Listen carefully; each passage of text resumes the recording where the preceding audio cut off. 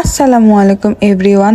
অনেক তো খাওয়া হলো স্ট্রবেরি ভর্তা, চলেন এবার বানাই আমরা স্ট্রবেরির আচার। কিভাবে বানাবো ভিডিওটা দেখতে থাকেন। প্রথমেই সবগুলো স্ট্রবেরি আমি ভালো মতো ধুয়ে এইভাবে মাঝখান দিয়ে দুই ভাগ করে কেটে নিলাম।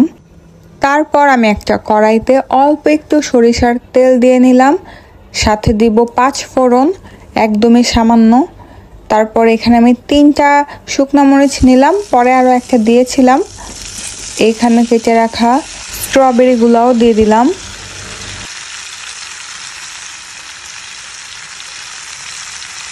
স্ট্রবেরিগুলো কিন্তু বেশি নাড়াচাড়া করা যাবে না, অল্প একটু নাড়াচাড়া করে দিতে হবে।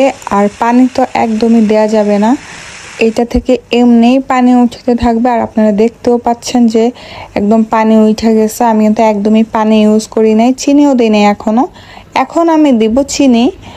আর চিনি দেয় একদমই কিপটামি করা যাবে না, যতটুক মন চায় চিনি দিতে পারেন আপনার পছন্দ অনুযায়ী, নিজেদের পছন্দ অনুযায়ী।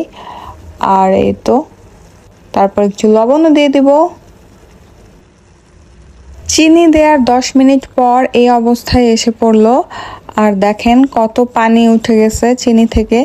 আলাদাভাবে কিন্তু পানি দেওয়ার কোনো প্রয়োজনই পড়ে নাই, হালকাভাবে আমি একটু নেড়ে নিব। আর এটা কিন্তু প্রায় হয়ে গেছে, আর কি হয়ে গেছে প্রায়। এখন আমি লাস্টে একদম একটুখানি সিরকা দিয়ে দিব, যাতে কিছুদিন রেখে খেতে পারি। আর এই তো আমার সুন্দর স্ট্রবেরির আচার রেডি। আর এই আচারটার কালারটা এত সুন্দর, আমার আসলে স্ট্রবেরির কালারটা খুবই পছন্দ। তো আমার এই স্ট্রবেরির আচারটা আপনাদের কেমন লাগলো? রেসিপিটা ভালো লাগলে লাইক শেয়ার কমেন্ট করে দিয়েন। আল্লাহ হাফেজ।